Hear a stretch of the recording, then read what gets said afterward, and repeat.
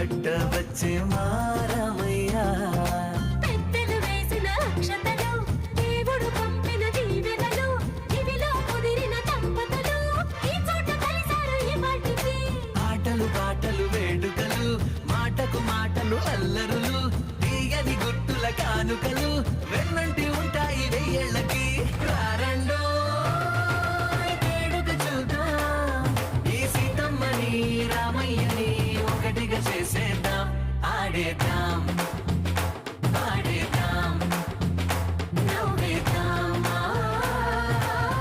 నవ్వేద్దాం